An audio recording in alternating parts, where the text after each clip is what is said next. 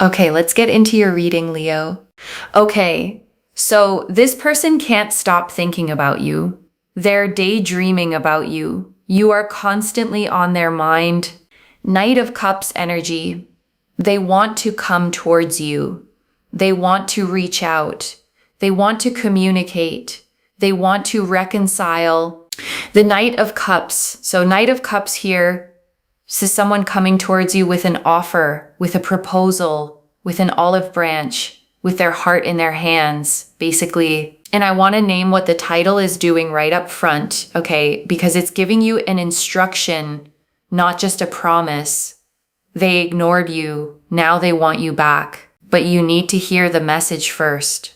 And that word first is the whole point of this reading, because the return is real and there's something you need to understand about it before you decide a single thing. And I want to name why that ordering matters so much, okay? Because most readings like this would just tell you the good news and stop.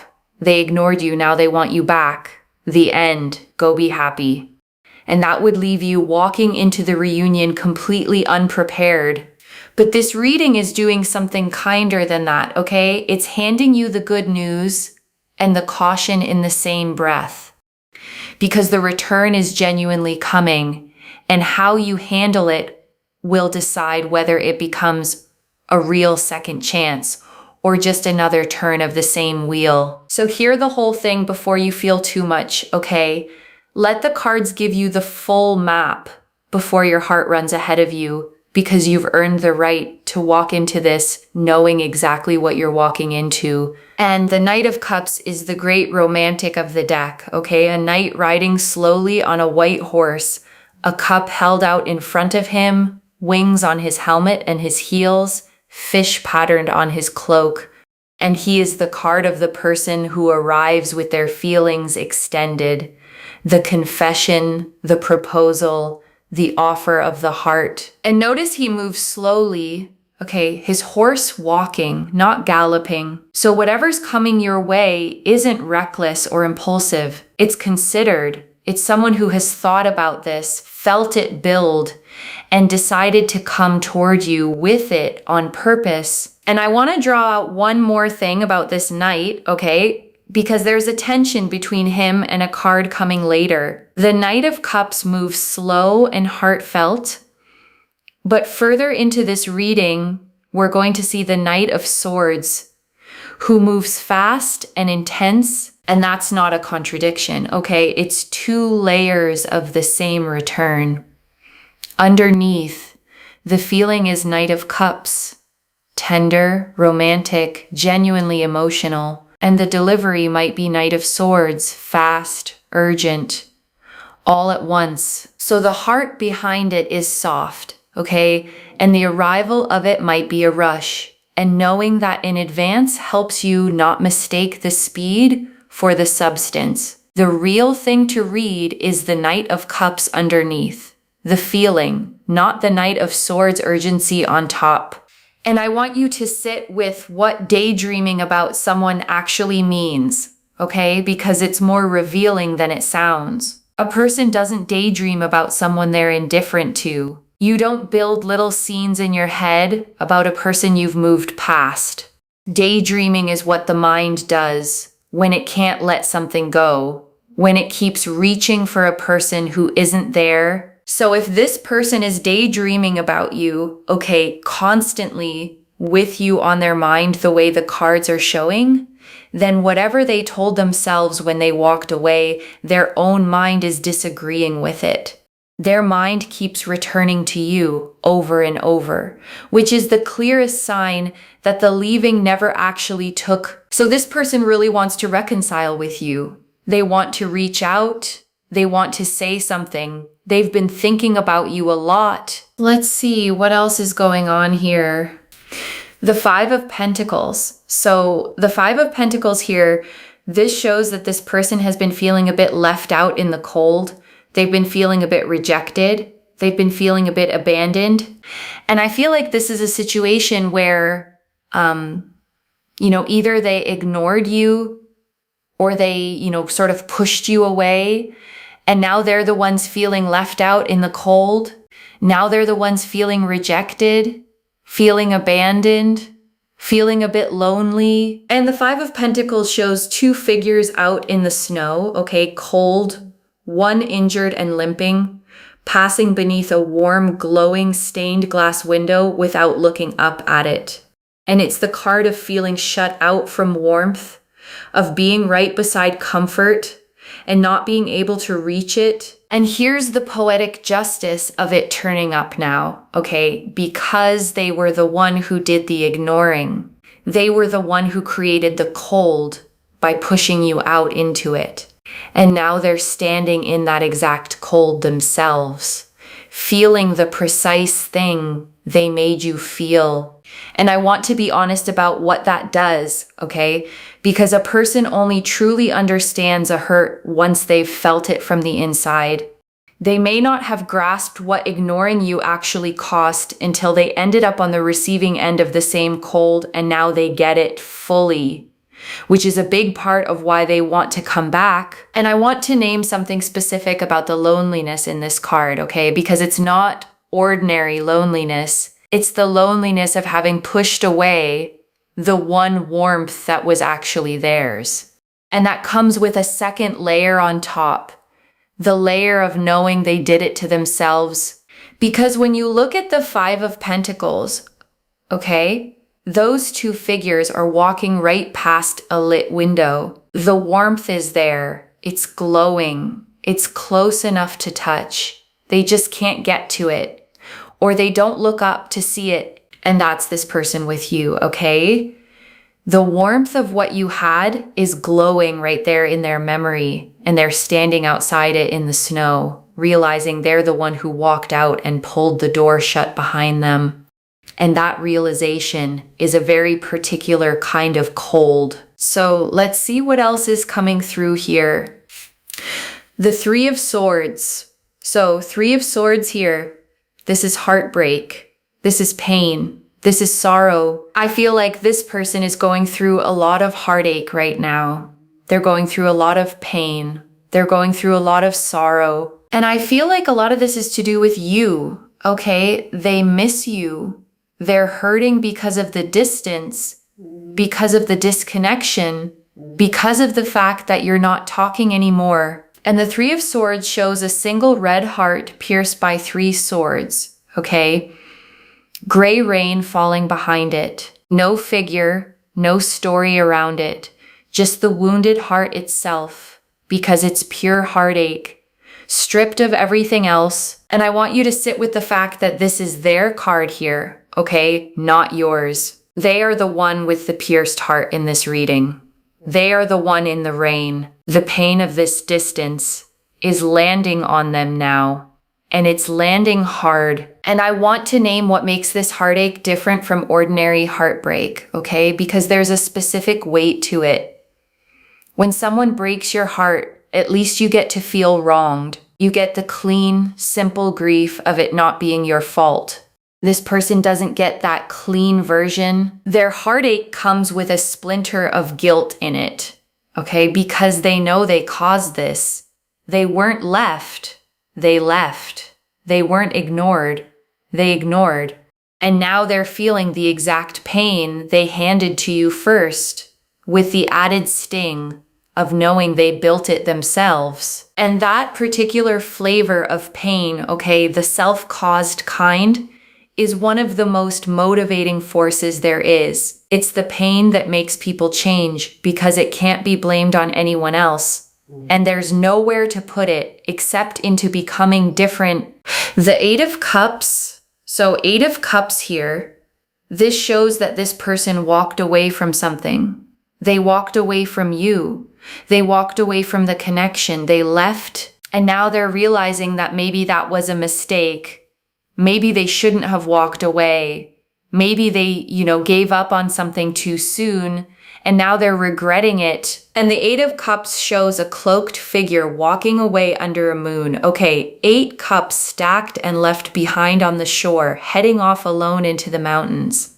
And it's the card of leaving something that looked full but felt empty, of turning away from what you have to go searching for something else. And here's the thing about the Eight of Cups, okay? The person walking away in that card usually believes they're leaving for a good reason. They think something's missing. They think there's something better over those mountains. And this person made that walk, okay, away from you, convinced there was something they needed that they weren't getting. And now they've climbed the mountain and found that whatever they were looking for wasn't over there at all. It was in the cups they left behind on your shore. And I want to sit with the specific regret of the Eight of Cups, okay, because it's a haunting one. This is the regret of someone who had the thing and chose to leave it and only understood its value once it was behind them. Because when you're standing in the middle of something good, okay, it's easy to take it for granted. It's easy to focus on what's missing, to imagine that something better is waiting somewhere else. The Eight of Cups person believes that story enough to actually walk, and then distance does its work, okay? And the thing they left starts to look completely different from far away. The flaws shrink, the good parts glow, and they realize that what they walked away from was the very thing they'd been searching for the whole time they were leaving it. So let's see what else is going on. The Page of Cups. So Page of Cups here, this is someone coming to you with a message. This is someone coming to you with an emotional offering, with, their feelings, with a bit of vulnerability. So I feel like this person is going to reach out to you. They're going to send you a message. They're going to, come towards you with a bit of an apology, with a bit of, an olive branch, with a bit of an emotional confession, basically. And the Page of Cups shows a young figure at the shore, okay, holding a cup, and a little fish is popping its head out of that cup, surprising them. And it's the card of a tender, slightly shy, sincere, emotional message. The kind of feeling that bubbles up unexpectedly and has to be expressed. So the way they come toward you, okay, isn't going to be defensive or proud. It's going to be soft, a little vulnerable, a little nervous even. Someone holding their heart out and hoping you don't hand it back to them. And I want to prepare you for how disarming that softness can be. Okay? Because it's the part that's hardest to stay clear-headed through. When someone comes at you defensive and proud, it's easy to keep your guard up. But when someone comes to you vulnerable, apologetic, nervous, with genuine feeling in their voice, your heart wants to rush out and meet them halfway. And that instinct is beautiful, okay? And it's also exactly where you have to be careful, because a soft, sincere apology tells you what they feel, but it doesn't yet tell you what they'll do. Feeling sorry and behaving differently are two separate things, and the Page of Cups only proves the first one. So let the apology move you, okay? You don't have to pretend it doesn't. Just don't let the softness of it be the whole basis of your decision, because the sweetest apology in the world still has to be followed by weeks of the changed behavior that actually proves it. So this person really wants to reconcile. They really want to reach out. They really want to make amends. But here's the thing. And I want you to hear the shift that's about to happen in this reading, okay? Because up to this point, it's been all warmth. They miss you. They regret it. They're coming back soft and sincere. And all of that is true. And none of it is the whole story, because the next card is where the reading turns from good news into wisdom, from here's what's coming into here's how to handle it. And that turn is the most important part, because plenty of people get the reconciliation they wanted and then walk straight back into the same pattern that hurt them the first time. This reading is trying to spare you that, okay, so stay with me for the part that matters most. The Devil. So Devil here, This is where you need to be a little bit careful, okay? Because with the devil, there can be a bit of, unhealthy attachment. There can be a bit of obsession. There can be a bit of, wanting something for the wrong reasons. And this is the message that you need to hear first, okay? Before you take this person back, this is the whole reason the title says you need to hear the message first. And I want to explain why the devil specifically, okay, and not some gentler warning card. The devil is the card of the thing you keep going back to, even when part of you knows better. It's the card of the pull that overrides your judgment, the attachment that feels like need rather than choice. And it can point at their attachment to you, okay? The obsessive, can't let go quality of how they want you back. But I want to be honest, it can also point at your attachment to them, the part of you that might take them back too fast, simply because the missing has been so heavy. So the devil is a mirror here, okay? And it's asking both of you a question. Is this love the kind that wants the best for the other person? Or is it need, the kind that just can't stand the absence? And you get to answer that for your own side too, not just theirs. And the devil shows two figures chained beneath a horned figure on a throne, okay? And here's the detail that matters most. The chains around their necks are loose enough to lift straight off. They could walk away at any moment, and they stay because they're choosing the chain. And I want to be really honest and careful with you here, okay? Because this is the part of the reading that actually protects you. The devil showing up around there wanting you back doesn't mean they're evil, and it doesn't mean you have to run. But it does mean you have to look closely at why they want you back, because there's a version of this, okay, where they want you back because they genuinely love you and realized what they lost. And there's another version where they want you back because they can't stand not having you, because the loss bruised their ego, because they got used to having access to you, and losing it feels like losing control. And those two look almost identical from the outside, okay? Especially when someone's being sweet and apologetic. The devil is here to tell you to slow down and tell the difference. Because obsession dressed up as love is one of the hardest things to see clearly when you've been missing someone too. And I want to give you something concrete to actually watch for, okay? Because slow down and tell the difference is hard to do in the moment.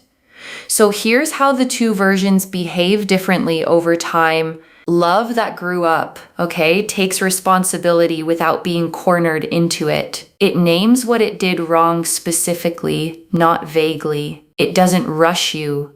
It gives you room to be unsure. And it stays consistent even when you're not immediately rewarding it. And the ego version, okay, gets warm fast and cools fast. It apologizes in generalities. I'm sorry for everything, rather than for anything in particular. It pushes for quick resolution, because what it actually wants is the reassurance of access restored. And once it feels secure again, the effort quietly disappears, so you don't have to judge their heart on day one, okay? You just have to watch which pattern shows up over the following few weeks. And the devil is here to make sure you actually watch instead of closing your eyes and hoping. So let's see what else is coming through, because I want to give you the full picture here. The Knight of Swords. So Knight of Swords here, this shows that this person is going to come towards you quite fast. They're going to come towards you quite, suddenly. It's going to be a bit unexpected. And I feel like when they do reach out, it's going to be quite intense. It's going to be quite, full on.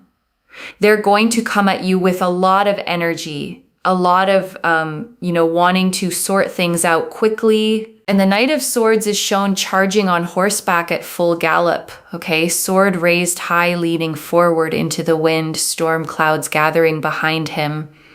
He is the fastest, most headlong card in the entire deck.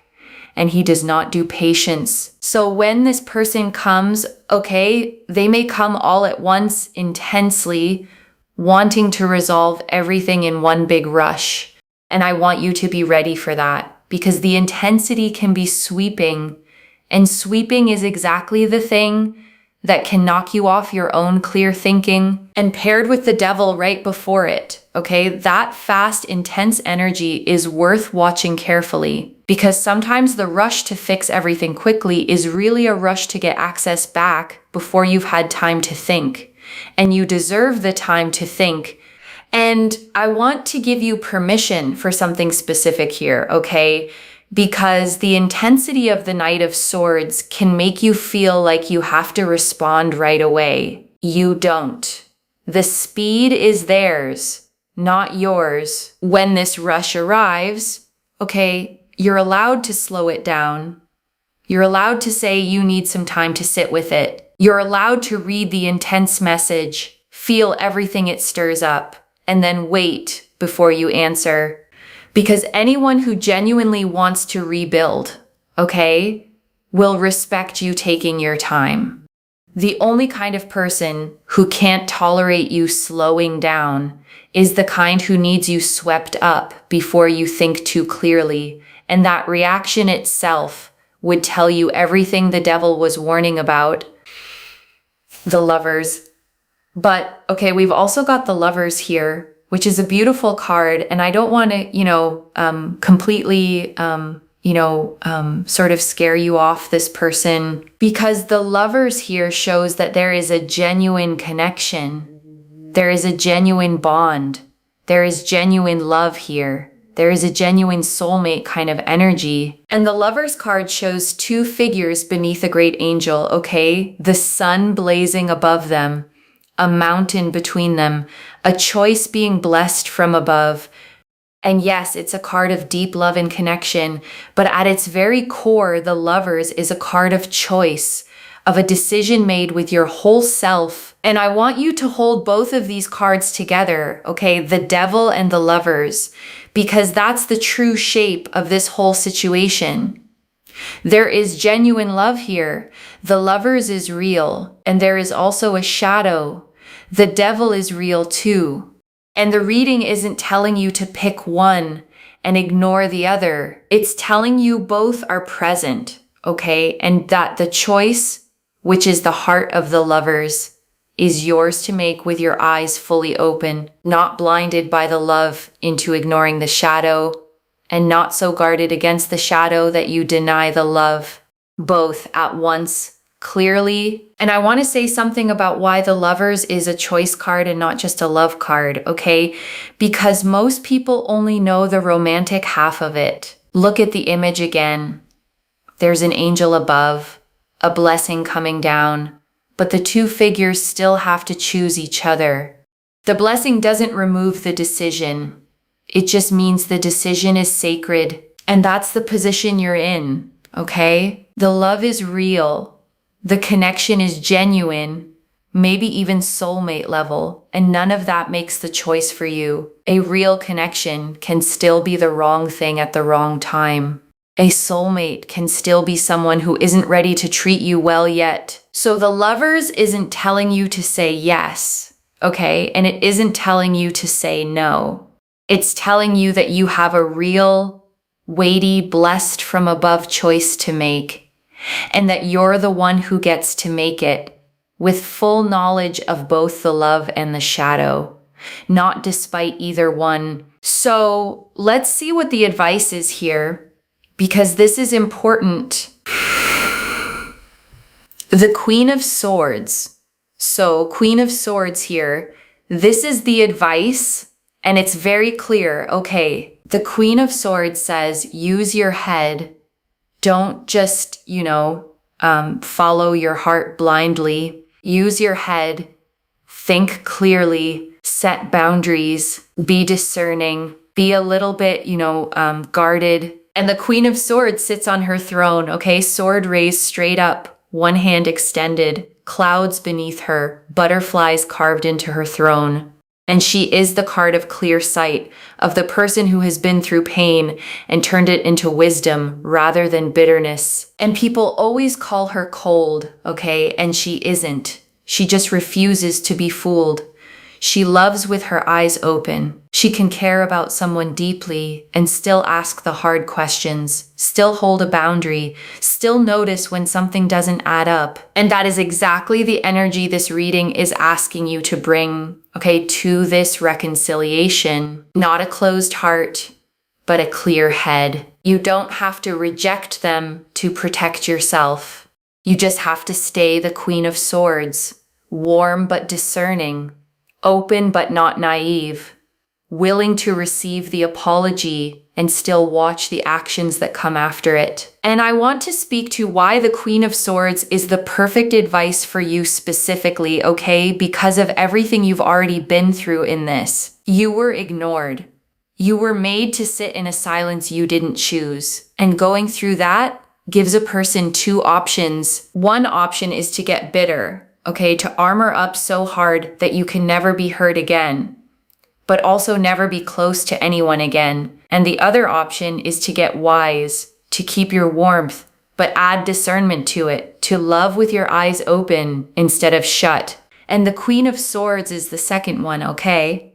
She's not the woman who stopped feeling. She's the woman who kept feeling and got smart about it.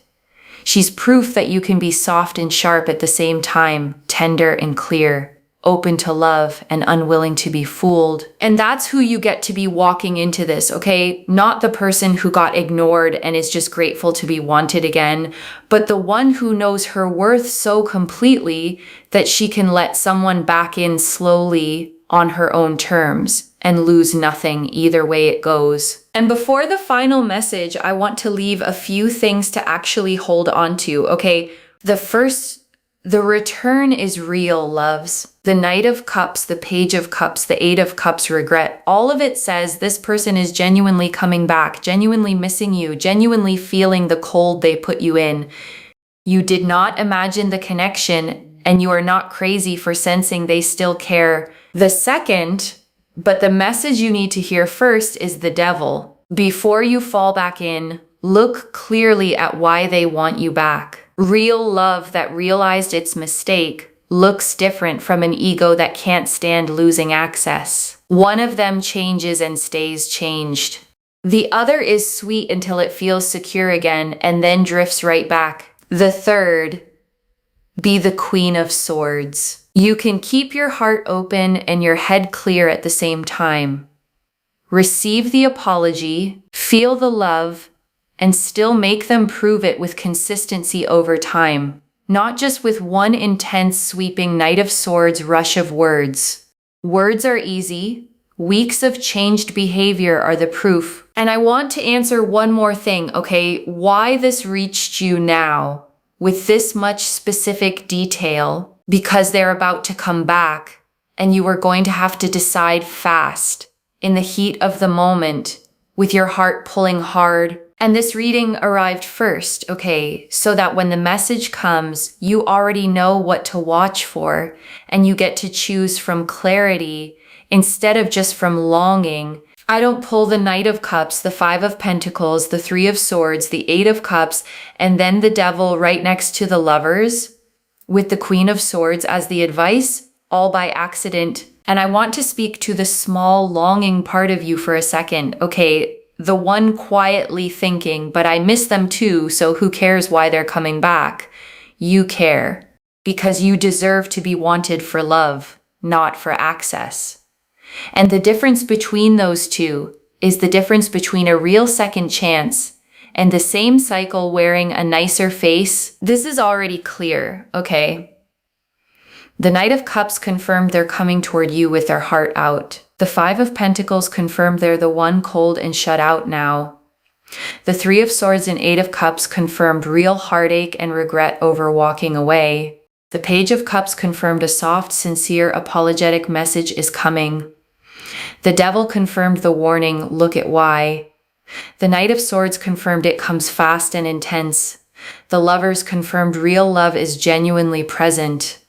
And the Queen of Swords confirmed the advice, open heart, clear head, So let me lay this all out one final time, okay? Slowly, so it actually settles. They ignored you, okay? And now they're the one out in the cold, heartbroken, regretting the walk they took away from you, and they're coming back fast, soft, and sincere, with their heart in their hands. And the love is real.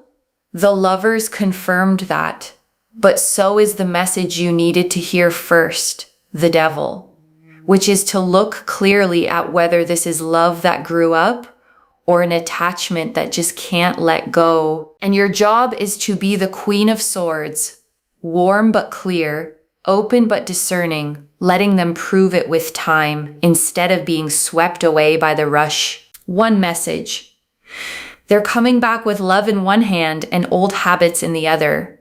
Your job isn't to guess which. It's to make them show you. If this resonated, loves, let me know what hit hardest. I genuinely read every comment, okay, even the ones I can't always reply to individually. Your story becomes part of the reason this reading keeps finding the next person who needs it too. Like this reading, and make sure that you're subscribed.